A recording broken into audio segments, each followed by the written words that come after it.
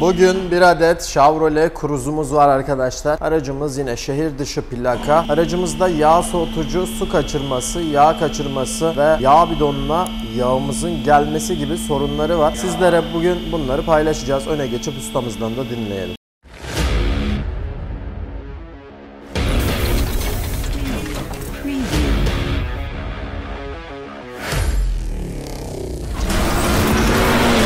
Aracımızda yağ soğutucusunda problem olduğu ve yağ karıştırdığı artı dışarı kaçırdığını gördük. Müşterimizin şikayeti bu. Artı genel bir bakım olarak bakımlarını yapalım. Gözünüze değen bir şeyler de varsa onlara da bakalım dedi. Aracımızı şimdi kaldırdık. Alt korumayı söküp egzoz katalizörünü söküp yağ soğutucuya ulaşacağız. Yağ soğutucuyu çıkaracağız. Yağ soğutucunun görevi nedir diyecek olursanız da yağ soğutucusu motor blokunun üzerinde bir su peteği ve yağ peteği aynı anda hem yağ giriyor hem su giriyor. Bunda çürüm oluyor, zamanla birbirine yağı suya katıyor. Niye su giriyor, niye yağ giriyor? Yağ öndeki rüzgardan ufak petek de olsa, şimdi motor suyumuz girdiği için radyatör suyu yağı soğutmaya yardımcı oluyor. Görevi bu. Bidonumuza yağ geliyor derken her yağ gelmesi de bizim yağ soğutucumuzun patlak anlamına gelmiyor. Nereden başka diyecek olursanız silindir kapak contası yanık olur. Yağ kanalı suya birleştirir. Yine su bidonumuz, yedek su bidonumuza yağlar gelebilir. Artı buradaki yağ pompa contası dediğimiz ön kapak contası.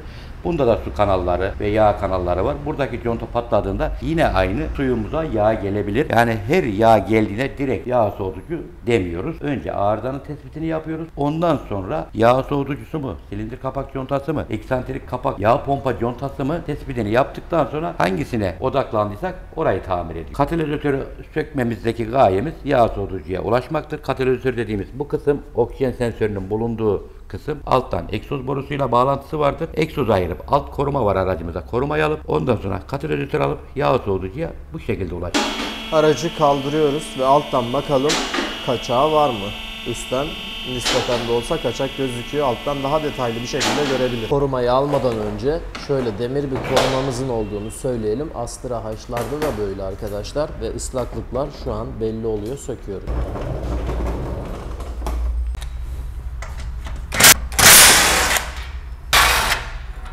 Evet, karter koruyucumuz çıktı ve yağlanmalar, sulanmalar bu şekilde kaçakları görüyoruz usta. Evet, burada daha detaylı motor yağları suyla karıştığında böyle tahin rengi alıyor. Aynı böyle. Tahin rengi yağ ve suyun karıştığını bize söylüyor. Karıştığı da ne demek? Peteğimizin patlak olduğunu, burası da tam peteğimize gelen yer, tutalım ışığı. Buradan indiriyor bak. Ve buradan. Egzozda da var. Egzozda görmüştüm üst kısımlarda. Şu an ara kısımlara odaklandığımda bakın. Yağ soğutucunun bölümünde arkadaşlar net bir şekilde yağ kaçaklarını görüyoruz. Vallahi bence gerekli değil. Kimi arabada var, kimi arabada yok. Gerekli derken yüksek ısılarda çalışan araçlarda tabii ki var. Yağı soğutmaya yardımcı oluyor. Normalde bazı versiyonlu araçlarda yüksek ısıda çalışmayan araçlarda yok. Şöyle söyleyeyim sana, motor yağının da önemi var. Bazı yağ koyuyorsun, yağ gösterge sıcaklığında biri 120 gösteriyor, biri 100 gösteriyor. Yağın kalitesi çok önemli orada. Evet, orada kalın yağ korsan aşırı sıcak ekranda görüyorsun. Kalitesiz markada da yağlama düzenli olmuyor ve motor ömrü çabuk yiyor. Şu kısımları daha detaylı gösterelim. Daha önce yağ çubuğumuz sökülmüş ve sıvı conta işleminden geçirilmiş galiba. Egzoz sökülüyor.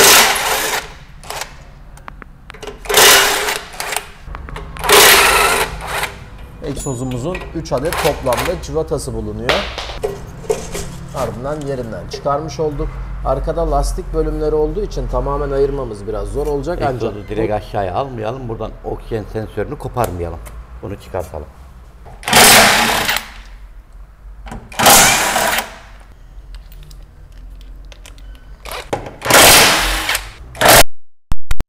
Egzoz bu şekilde indi. Bizim için yeterli olacaktı. Oksijen sensörlerimizin çok önemli görevleri var. Bu Bank 2 arkadaşlar. Biri katalizör öncesi, biri katalizör sonrası olarak toplamda 2 adet oksijen sensörümüz bulunuyor. Katalizörümüzün tabi motor bloğuna bağlantısı yapılan civataları da mevcut usta. Dişi bozuk. Bozuk bir dişi var. Üst kısma gelen bir adet sac var. Tabi egzozdan aşırı ısınmalar olduğu için buradaki civatalarda kaydırmalar da çok fazla oluyor. Tabi cırcır yardımıyla daha basit bir şekilde sökümünü gerçekleştiriyoruz. Genellikle bu Opel ve Chevrolet grubu Alman araçlarında arkadaşlar. Chevrolet aslında Alman değil herhalde usta.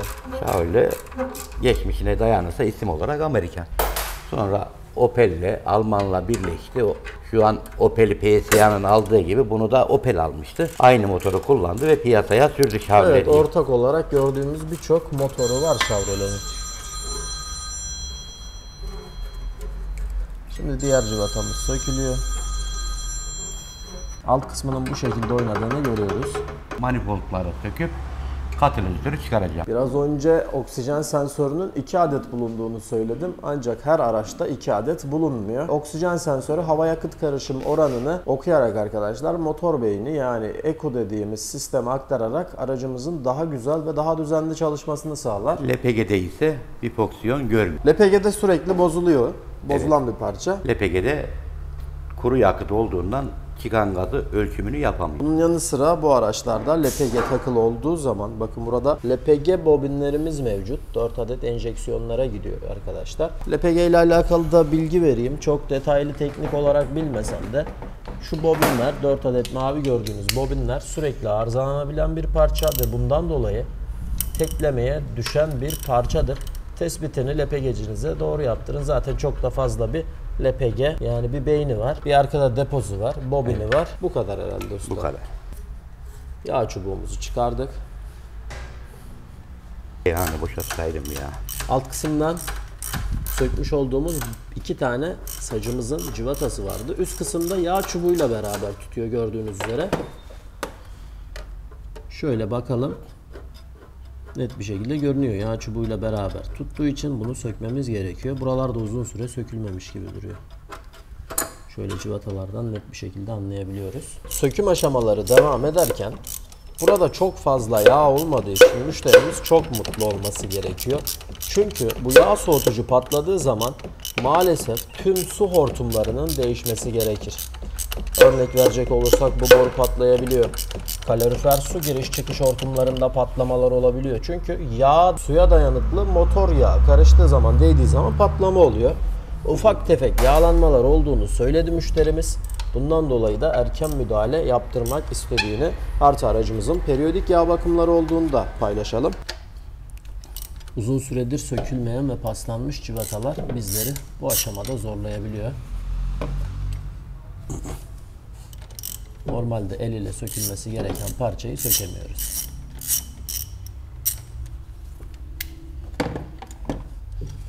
Somun değil, saplama sökülüyor. Somun sökülse öndeki demiri ayrı alacaktım. Tabandan sökülüyor komple.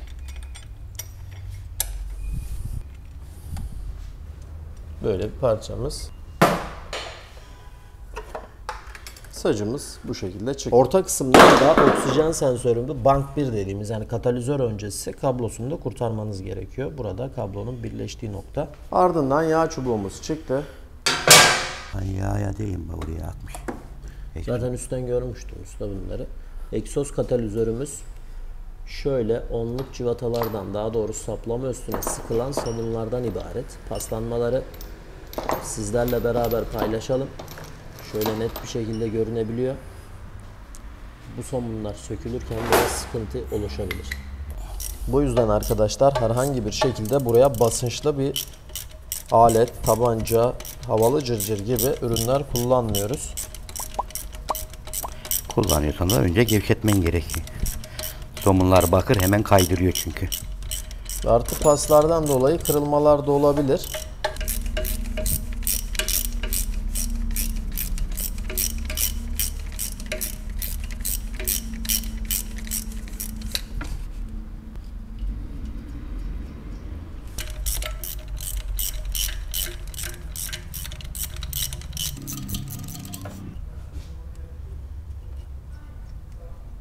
İkinci cıvata. Şanzıman üstü niye kızarmış? Kaçak mı var orada? Ustamız değindi. Şanzımanın üstünde de kızarıklıklar var dedi. Doğru söylüyor. Antifriz kızarmaları var usta. Onun yağ soğutucuyla bir alakası yok.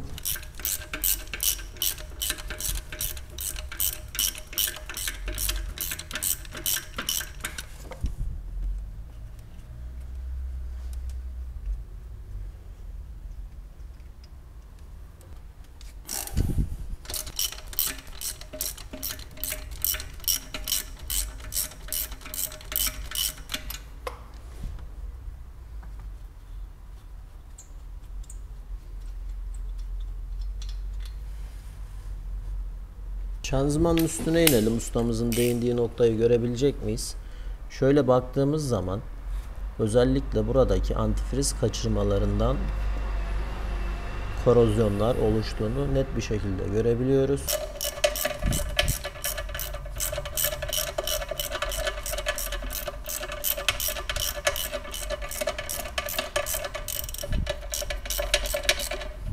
Araçlarda yağ soğutucu değiştiği zaman mutlaka antifriz ve soğutma suyunun değişmesi artı motor yağının değişmesi gerekiyor. Bunun yanı sıra zincir seti değiştiğiniz zaman yüksek piyesli beygirli araçlarınız varsa öncelikli olarak yağ pompasını değişmeniz gerekiyor. Kesinlikle bunu ihmale atmayın, sonra sıkıntı yaşarsınız. Artı zincir değiştiği zaman kesinlikle motor yağı değişmeli. Artı turbo yapıldığı zaman kesinlikle yine motor yağının değişmesi gerekiyor. Çünkü özellikle OM642 yani V6 3000 dizel, Mercedes ML, GL, CLS dediğim motor zaten bilenler bilir. Ve ördek kısmında arkadaşlar yağ soğutucu bulunduğu için yağ soğutucu üst kısımda oluyor. Ve bu araçlarda yağ soğutucuyu teknik detaylarını bilmeden değiştiğiniz zaman aracın yatak sarma, krank sarma olayları olabilir. Bunun için de bazı püf noktalar var. Bunlara dikkat edilmesi gerekiyor. Yatak sarmaması için yağ soğutucu dediğimiz bu küçük piyesli araçlarda çok önemli görünmese de yüksek piyesli araçlarda çok önem arz ettiğinin altını çizelim. Bir diğer somunumuz yine sökülüyor.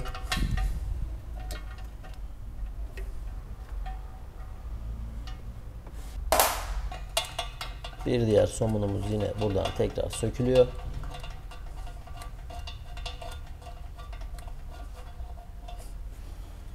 Tabii çekerken düşürmemeye özen gösterelim.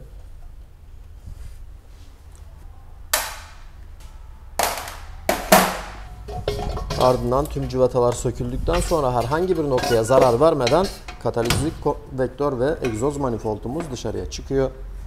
Bazen bunları boşaltıyorlar. Kesinlikle karşıyız. Aracınız sesi çok kötü çıkacaktır. Yağ soğutucuyu aldığımızda katalizör bölümünden sonra evet net bir şekilde görüntülüyoruz buraları. Bakın yağ soğutucu bölümü ne hale gelmiş. Motor bloğunun arka kısımlarına doğru antifriz kaçakları artı yağ kaçakları oluşmaya başlamış. Ancak şanzıman bölümündeki bununla alakası olmadığını düşünüyorum. Bunu boşalttığınız zaman egzoz katalizörümüzün içerisinde zaman dediğinizde de boşalan bu filtre çıkıyor. Usta evet buna ben çok değinmek istiyorum. Egzozcular diyor ki bu çok önemsiz bir parça. Aracın çekişini düşürür. Yakıtını arttırır diyorlar. Tamam egzozcu diyor, güzel diyor. Bunu yapan mühendis seni mi biliyor? Onu önce bir kendine sorsun ondan sonra. Niye diyorlar işte. Niye diyor? Bunu kırıyor, içini boşaltıyor. Bunun içinden çıkan taşımız bugün en az 3-5 bin lira değerinde. Ha tamam abi ben boşaltırım ya 100 lira ver, 10 lira ver, 5 lira ver. Cüzi bir para söylüyor ki müşteriyi kandırsın. Medikal sektöründe kullanıldığı için bu taş arkadaşlar çok değerli bir taş. Bu yüzden bunları boşalttırmayınız. Artı TÜV yani muayene istasyonlarından da geçemezseniz önemli ayrıntılardan biri. Araçtaki yağın eksik olduğunu şuradan anlayabiliriz. Yağ çubuğu çıktığı zaman akma olacaktır usta. Seviye o seviyenin üzerindedir ya. Şu an bu arabanın yağ eksik olduğu için yağ çubuğunun dış borusunu aldığımızda yağ boşalmaz. Buradan da eksik olduğunu net bir şekilde anlayabiliyoruz.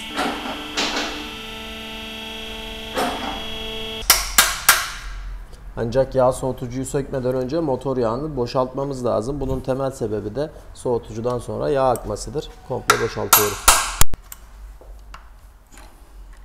Bu şekilde tapayı gevşettik.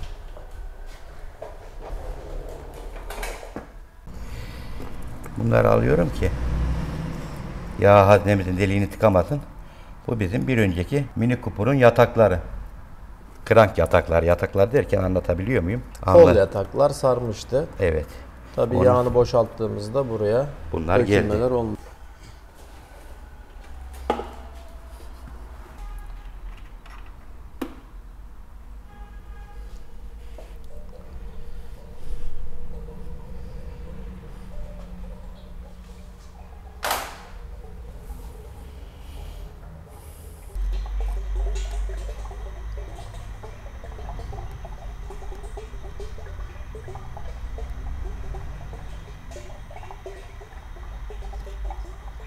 çok zor bir alandan su kaçağını yakaladık. Bakın birisi burası ama bura değil arkadaşlar.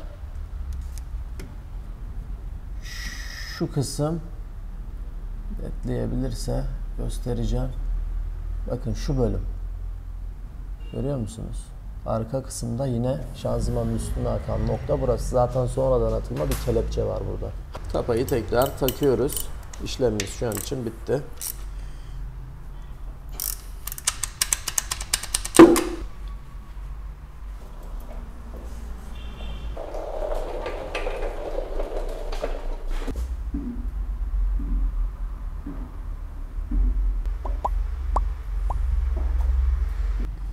Aracın suyunu boşaltacağız. Bakın burada da yine kaçaklar var. Antifrizin de kalitesiz kullanıldığının altını çizmek gerekiyor burada.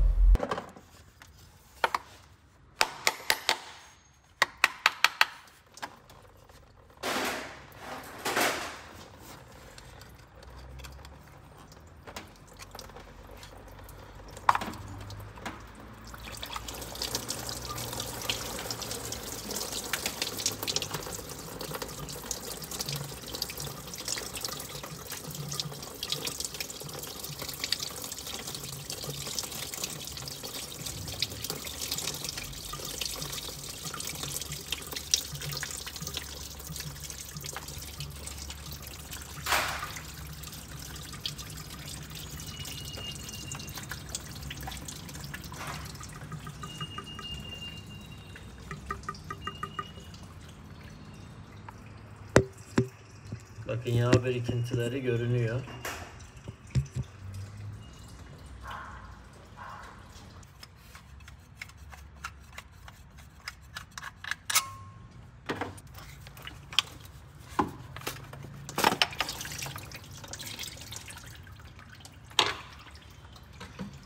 Haline bak ya. Bayağı berbat olmuş usta. Zaten contalar artık baksana seviye haline geldiği için yani kötü bir durumda. Bunu komple değişeceğiz. Bakın birleştiği noktada sadece şurası. Bu bölümden motor yağımız geliyor. Borular yardımıyla suyumuz geliyor. Soğutma sıvısı radyatörde soğuduktan sonra bu peteğe ulaştığında arkadaşlar aslında motor yağımızı da soğutmuş oluyor. Buradaki kaçağı sizlere değinmiştim, aşağıdan göstermiştim. Bu hortumda kesilmiş, eklenmiş.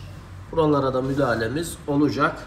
Egzoz contamız şöyle gösterdiğim zaman yenilenmesi fayda sağlayacaktır. Çünkü hafif hafif kaçırmalar yaptığı için maalesef ileride sorun yaşatmamak adına bunu da değiştiriyoruz. Bakın gövde kısmından da yakaladık şanzımanın üstüne inen noktaya. Bunun temel sebebi bana göre arkadaşlar kalitesiz antifriz kullanımı. Bakın her noktada bu korozyonları görmek mümkün. 50 liraya da var usta, 100 liraya da var usta antifriz. 1000 liraya da var. 1000 liraya da var. Hatta onu bir göstereyim mi usta? İnanmayanlar olacaktır. 1200 lira, 300 liraya satışı var. Usta sen niye pahalısın usta? Ben pahalı değilim, ürün pahalı. G13 Ultra Motul bilenler bilir arkadaşlar. Bu ürünlerden getiriyoruz. Kaliteli arabalara, kaliteli müşterilere, cebine acımayan müşterilere koyuyoruz. Arabasını seven müşterimiz. Evet, arabasını sevenlere Motul G3 şu an toptan satış fiyatı 1250 liralarda. Yani öyle kalitesiz antifrizler, motor yağları kullanmıyoruz arkadaşlar. Bakın. Burada BMW'lerin Twin Turbo, Caldini, Lucomoli'ler. Yani burada birçok ürün. Bakın Febi'ler, Febi'nin yağları. İşte Motul'ün gördüğünüz gibi Switch şanzıman yağları, fren hidrolikleri. Burada yine DSG'lere kullandığımız direkt 75 numara kullananlar dahi var. Transmax Dual.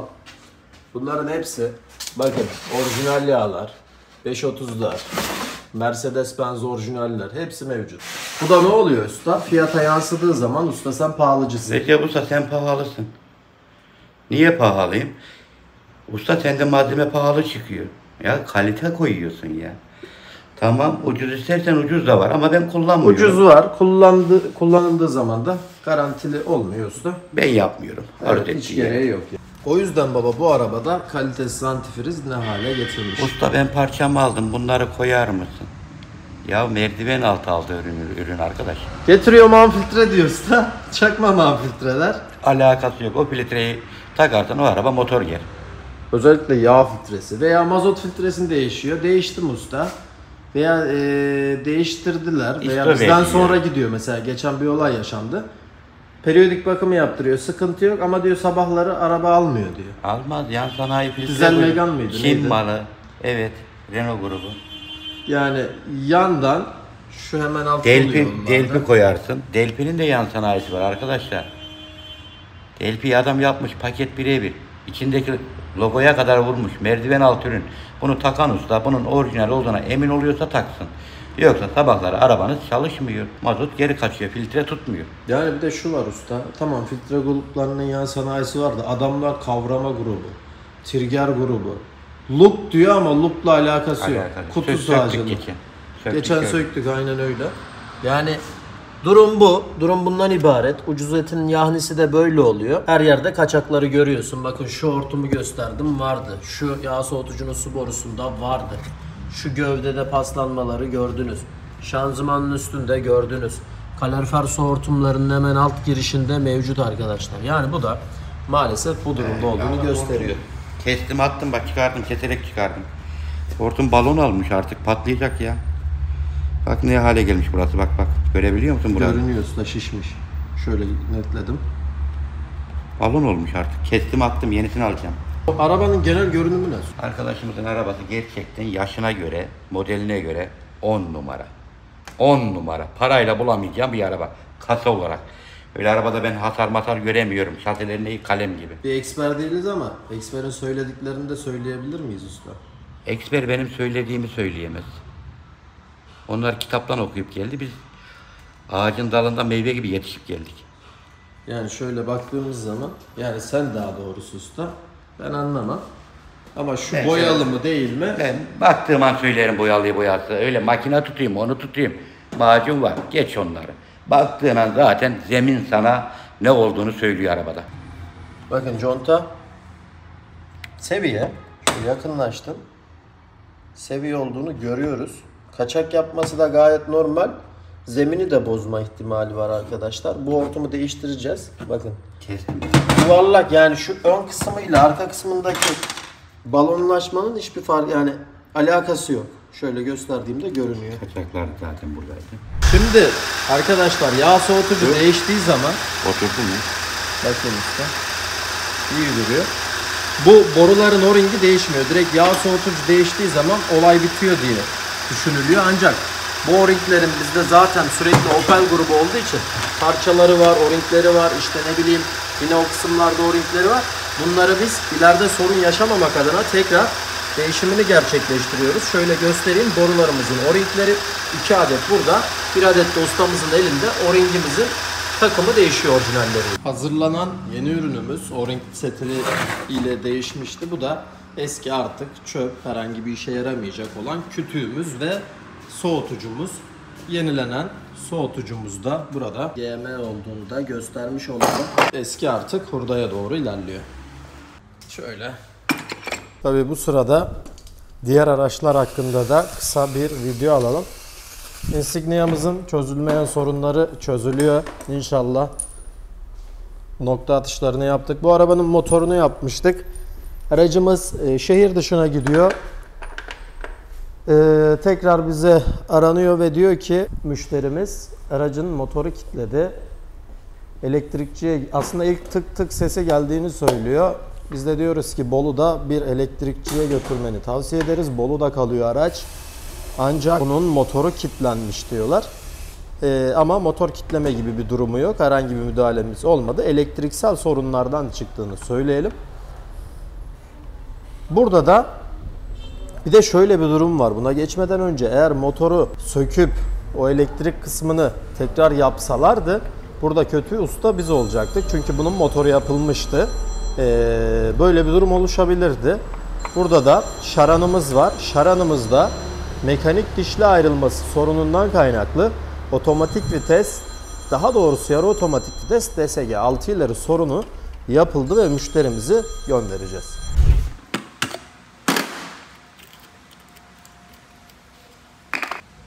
Bu arada ürün konsantre antifrizdir. Hiçbir şekilde arkadaşlar bunu komple bu antifrizle doldurmamalıyız. Saf su ilavesi gereklidir. Işığımızın da şarjı bitmiş usta. Debriyaja basılması gerekiyor. İlk çalışma esnasında bir vanos sesi de var. Aslında bunu dinletmek için ben basmadım, çalıştırmadım. Beraber basacağız.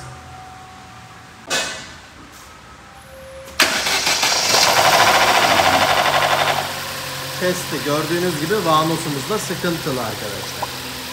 Çünkü bu vanoslar yağlı olduğu için sıkıntılı olabiliyor. Antifrizimiz önemli. Suyun havasını almak önemli. Bakın köpürcükler çıkıyor.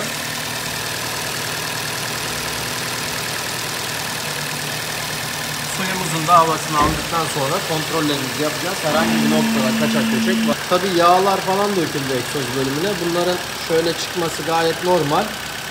Isındıkça kesecek. Yalnız araba tekliyor usta. Tekleme var baksana motorun.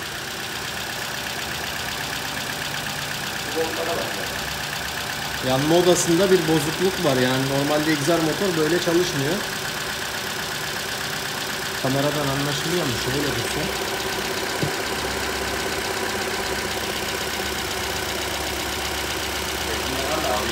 Sesinden anla bak, sesi değişiyor, alıyor veriyor. Zaten gelirken de biraz zayıflık vardı çekişte. Chevrolet aracımızı bitirdik. Şöyle sizlere temizliklerinin yapılacağını söylemiştim. Tabii alt kısmının temizliği daha önemliydi. Alt kartere kadar yıkandı arkadaşlar ve aracımız artık teslime hazır. Suyun havasını aldı. Hararet 90'a geldi. Fanımız olması gereken konumda açtı. Şu an teslim için müşteriyi bekliyoruz. Yağ soğutucu değişmekte şart var. Niye var? Patladığı an yedek su bidonumuza yağ doluyor. Yağ doldu mu bütün hortumlarımız yağa dayanıklı olmadığı için su hortumu ayrı, yağ hortumu ayrıdır. Üretimde de farklılıklar vardır. Su hortumlarına yağ geldiğinde hortumlarımız zamanla bir singer tarzı yağışıyor ve patlıyor, yolda kalıyor. Artı içerideki kalorifer peteğimiz yağıyla su kanalları tıkanıyor, ısıtmayı engelliyor. Öndeki su radyatörümüze giriyor, soğutmayı engelliyor. Su dönüşü düzenli olmadığı için aracımız bu sefer de sık sık hararete maruz kalıyor. Onun için yağ soğutucunuz, yedek su bidonunda yağı gördüğünüz an mutlaka ve mutlaka bir müdahale, bir değişimine gidiniz. Sürekli yağın oraya gitmesine müsaade etmeyin.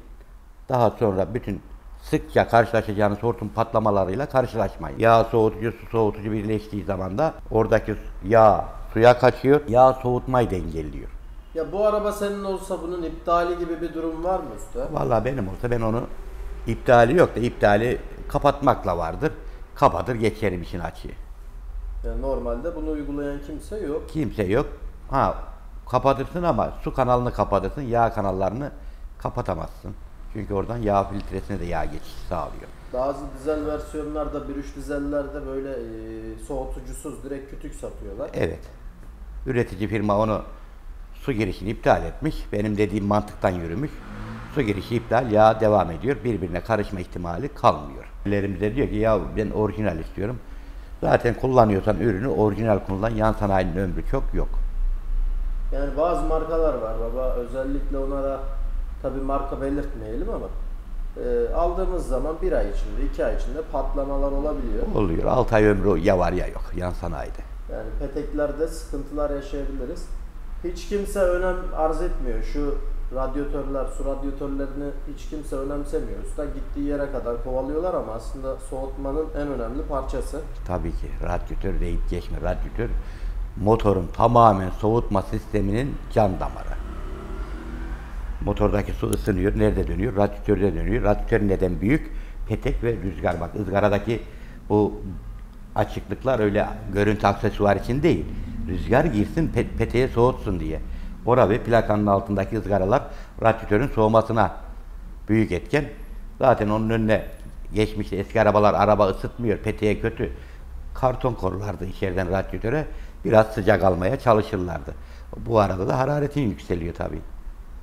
Hararetin olması gereken 90 derece değerlerinde durduğunda ısıyı alabiliyorsan soğutma sistemin güzel demektir. Birçok böyle videolarımız var arkadaşlar. Kaçırmamak için kanala abone olup bizleri desteklemeyi unutmayın. Şimdiden teşekkür ediyoruz. Kruz videomuzu da bitirmiş oluyoruz.